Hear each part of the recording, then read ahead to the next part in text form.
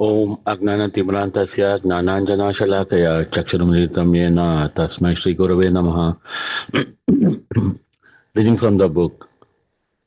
Keshavaji Gaudiya Math was located in the midst of one of the Madras downtown bazaar. Its main entrance, an arched doorway, led into a courtyard, opening the sky through a metal grating above. The architecture was similar to that of Vamshi Gopalaji temple. The atmosphere was secluded, as in a monastery. Abhay was a familiar, welcomed figure here. He had lived here, written and studied in the library here, edited the Gaudiya Patrika, and donated the deity of Lord Chaitanya who stood on the altar beside the deity of Radha and Krishna. Sri Radha Vinoda Vihariji. But his visit during September of 1959 was not an ordinary one. He entered the Mata dressed in white, Abhay Babu, but he would soon be living dressed in a saffron as Swami. Abhay had been living as a renunciant for 9 years. There was no need for him to observe a ceremony or two to proclaim himself a sadhu by changing to a saffron dress. But it was the parampara system that a man take Tridandi sannyasa at the end of his life. He was aware of the cheating sannyasis, even in Vrindavana. He had seen so-called sadhus who did not preach but simply spent their days hunting for chapatis. Some swamis of Vrindavana even indulged illicitly in what they had supposedly come here to reject, sex life. Such persons were making a mockery of sannyasa, and there were the caste Goswamis also, who lived like ordinary householders, running temples as a business to support their families and accepting honor and donations from the public on a false basis of birth. Abhay knew of these abuses of sannyasa, but he also knew the real purpose of sannyasa. Sannyasa was for preaching. On the morning of September 17, 1959, in the 50 by 25-foot DT room on the second floor of the Keshavji Mutt, a group of devotees sat before the deities of Radhakrishna and Lord Chaitanya. The deities were colorfully dressed in royal clothing and silver crowns. Radharani's right hand faced palm towards in benediction for the worshipper. At her side, her left hand held a flower for Krishna. Krishna stood like a dancer, placing his right leg in a casual tiptoe pose before his left playing his long silver flute, which he held gracefully to his red lips. His long black hair reached down past his shoulders. The garland of marigolds around his neck reached down to his knees. On his right stood the deity of Lord Chaitanya. His right arm raised, left arm at his side, his body straight, feet together. He was a soft golden color and he had large eyes, a well-formed red mouth and straight black hair down to his shoulders. One level below the deities were pictures of the spiritual masters in his epic succession. Jagannath Dasa Babaji, Bhaktivinoda Thakura, Gaura Kishora Dasa Babaji, Bhakti Siddhanta Saraswati, and Bhakti Pragnana Kesha Maharaja. Abhay sat on a mat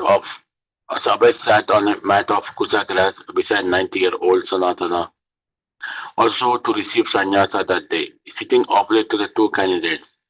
Narayana Maharaja, Kesha Maharaja's disciple, prepared to conduct a ceremony of mantras and offerings of grains and ghee into the fire.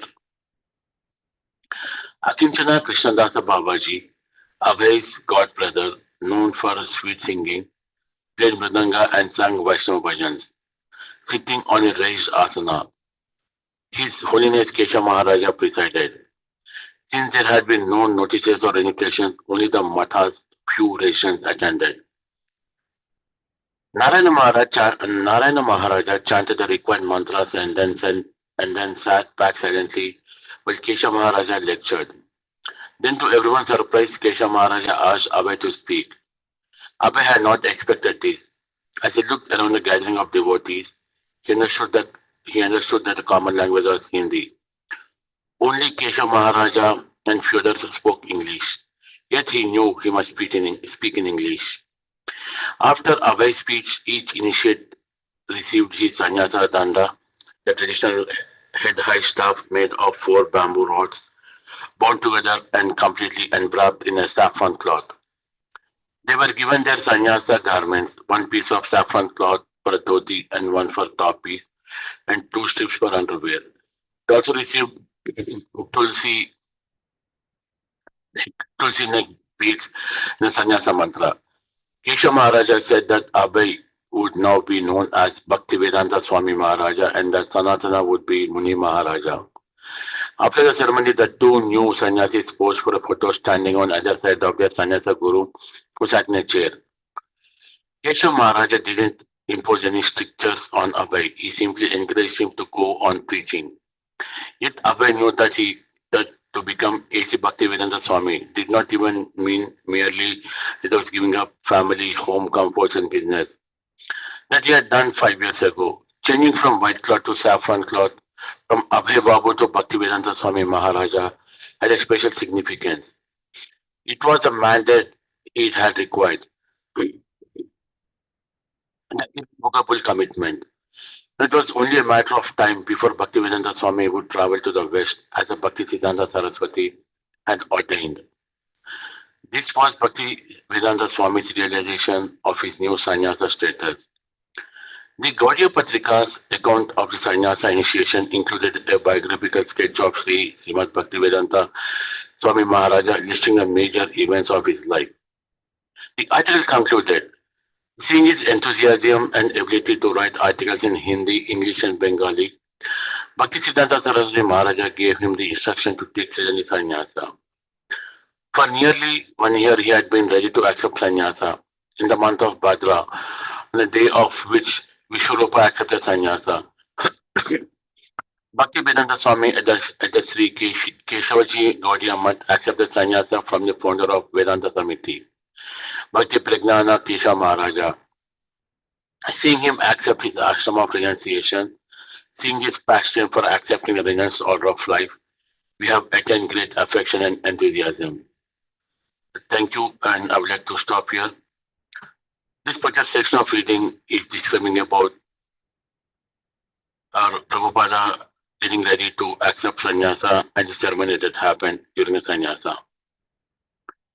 Very beautifully written and very beautifully explained about the math where the Prabhupada took the sannyasa. Hare Krishna. Let me stop here and let me continue the chanting.